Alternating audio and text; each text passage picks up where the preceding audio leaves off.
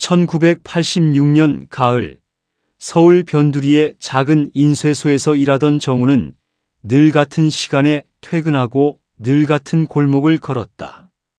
분식집 라디오에서는 흘러간 사랑 노래가 자주 나왔고 그 중에서도 유난히 그의 발목을 붙잡는 노래가 있었다.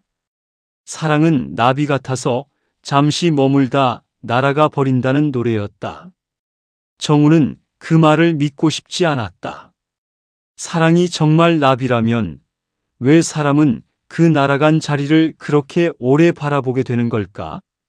그에게는 아직도 잊지 못한 여자가 있었다. 미영. 웃을 때 왼쪽 볼에만 보조개가 들어가던 여자였다. 둘은 한때 결혼 이야기도 했다. 하지만 결국 헤어졌다. 이유는 특별하지 않았다. 너무 현실적이어서 더 아픈 이유였다.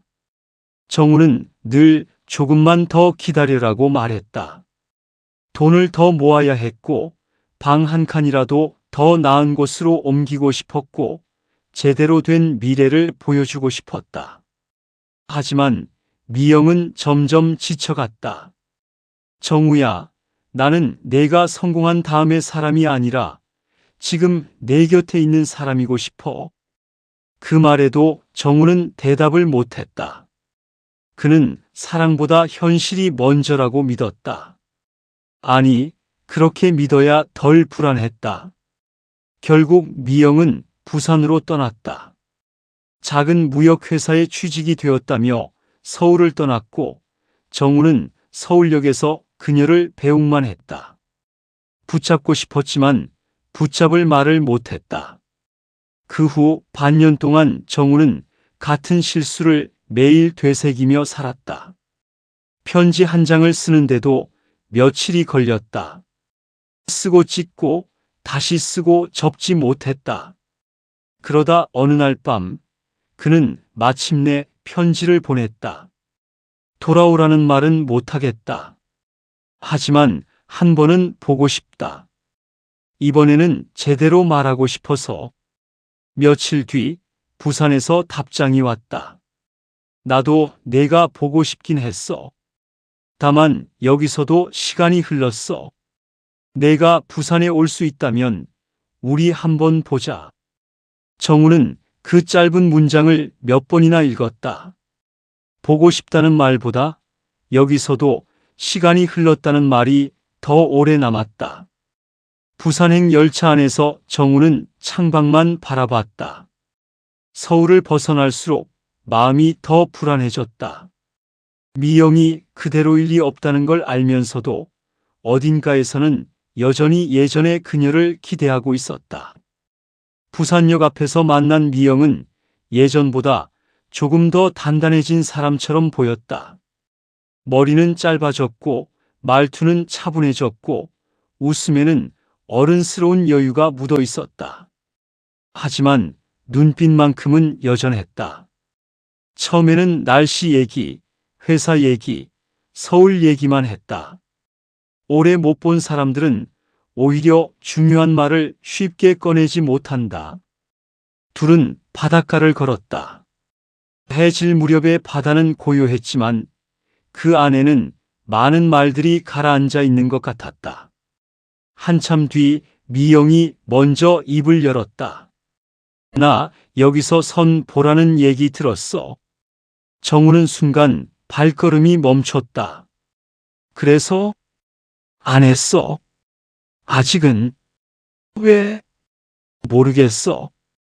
그냥 아직은. 그 말 하나에 정우는 안도하면서도 더 두려워졌다. 아직은 아니라는 말은 언젠가는 그럴 수도 있다는 뜻이니까. 다음 날 점심, 정우는 미영의 회사 근처 다방에서 그녀를 기다렸다. 그런데 그 자리에는 뜻밖에도 한 남자가 함께 나타났다. 거래처 직원이라는 최성훈이었다. 말끔한 차림에 말도 잘하고 사람 좋은 웃음까지 갖춘 남자였다. 정우는 자꾸만 자신이 작아지는 기분이 들었다. 셋이 어색하게 앉아 있는데 다방 종업원이 지나가다 성운의 팔에 부딪혔고 뜨거운 커피가 성운의 바지 위로 그대로 쏟아졌다. 아이고 뜨거워. 아이고 내 바지. 성운은 벌떡 일어나 허둥지둥 바지를 털었고 그 모습이 너무 우스워서 미영이 먼저 웃음을 터뜨렸다.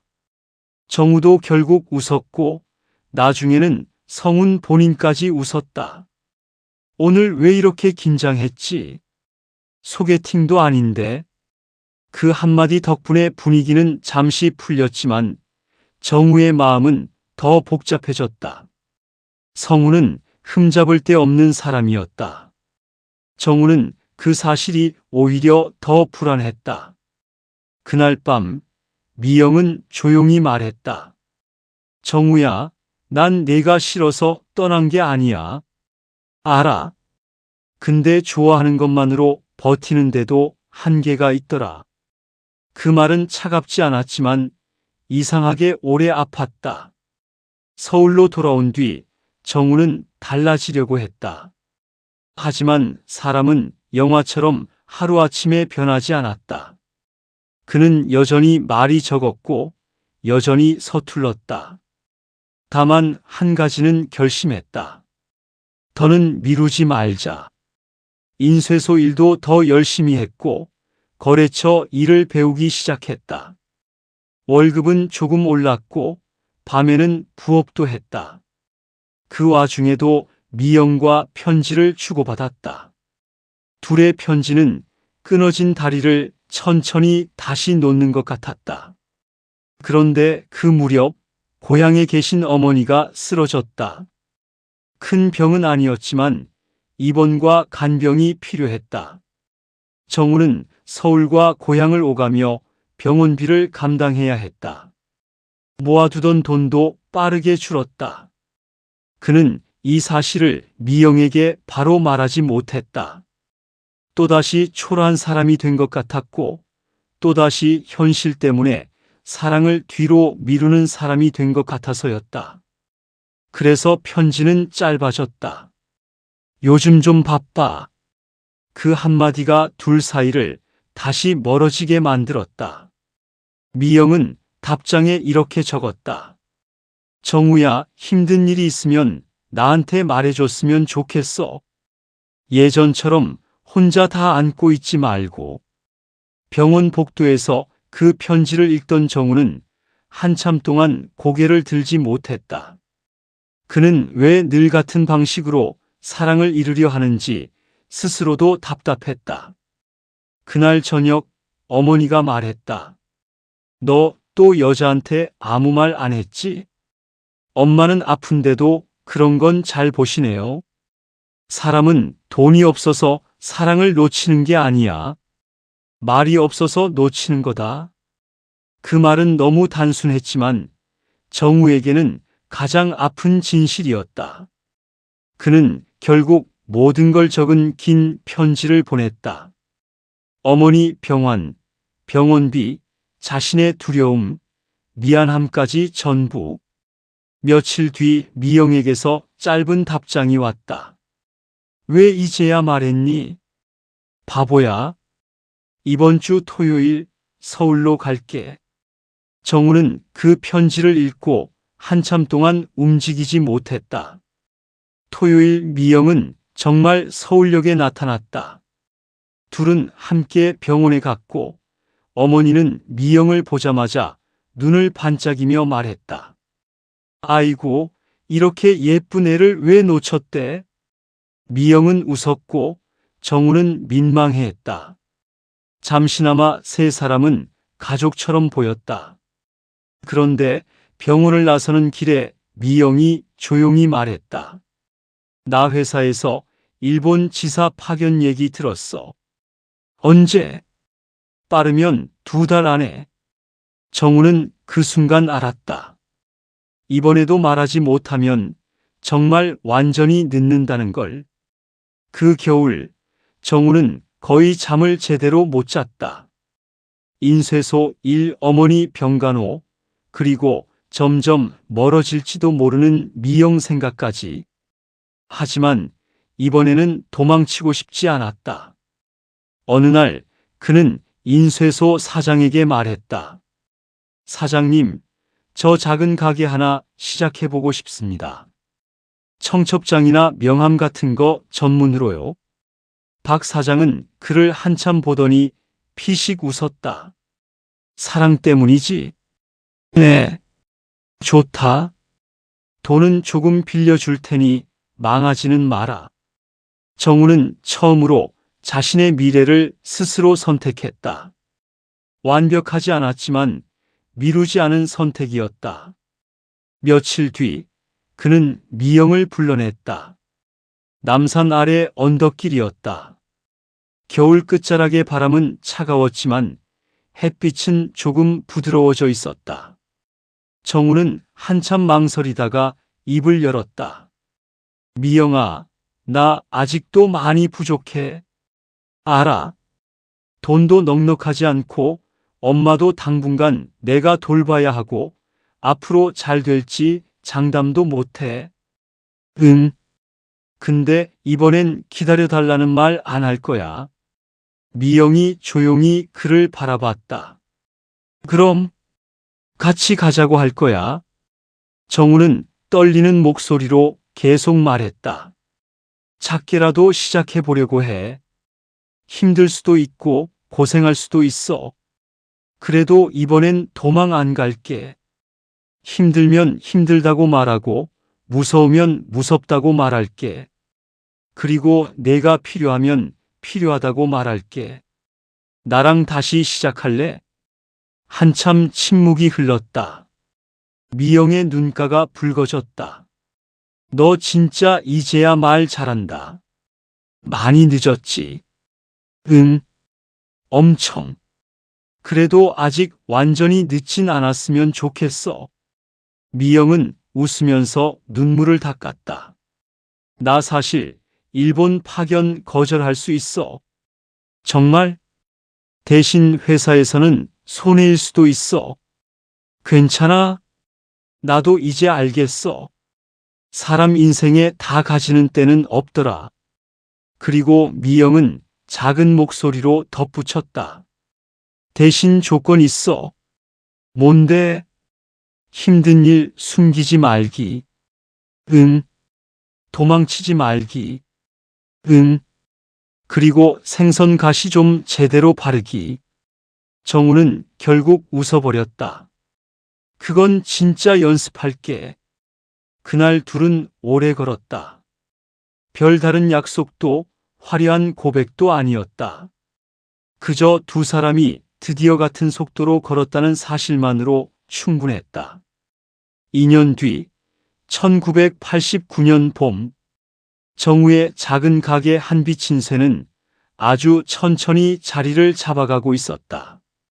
처음엔 손님이 없어 걱정도 많았지만 정우는 묵묵히 버텼고 미영은 퇴근 후 장부를 정리해주며 옆을 지켰다.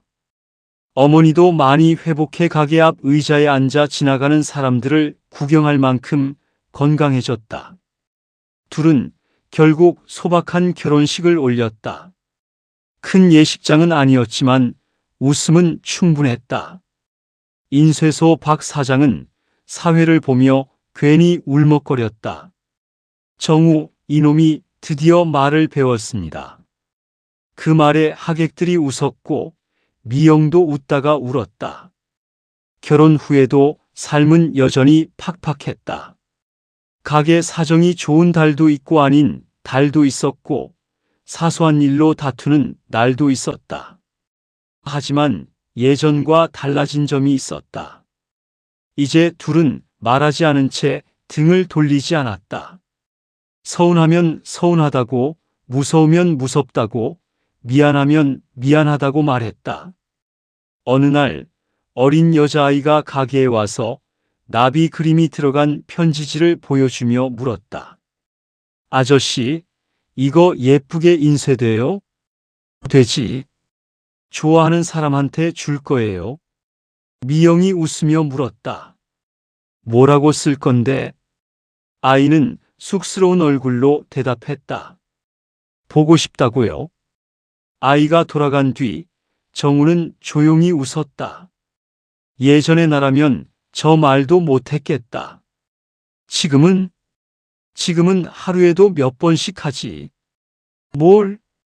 보고 싶다고. 미영은 어이없다는 듯 웃었지만 그 웃음은 오래 남았다. 그날 밤 두 사람은 가게 문을 닫고 집으로 가는 길에 잠시 다리 위에 멈춰 섰다. 강 위에는 도시 불빛이 흔들리고 있었다. 정우가 말했다. 옛날엔 사랑이 왜 나비 같다는지 모르겠더라.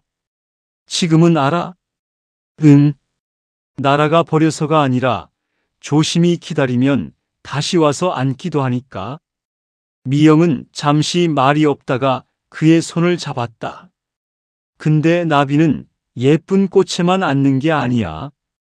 그럼 비 맞은 잎에도 앉고 조금 늦게 핀 꽃에도 앉아. 정우는 웃었다. 그리고 그 말이 참 오래 마음에 남았다. 사랑은 정말 나비 같았는지도 모른다. 함부로 잡으려 하면 날아가 버리고 놓쳐버린 것 같다가도 언젠가 마음 둘 자리가 생기면 다시 조용히 돌아와 앉는 것. 정우는 그제야 알았다. 사랑은 붙잡는 기술이 아니라 머물 수 있는 사람이 되는 일이라는 것을. 두 사람은 다시 천천히 걸었다. 이번에는 누구 하나 늦지 않게 같은 속도로.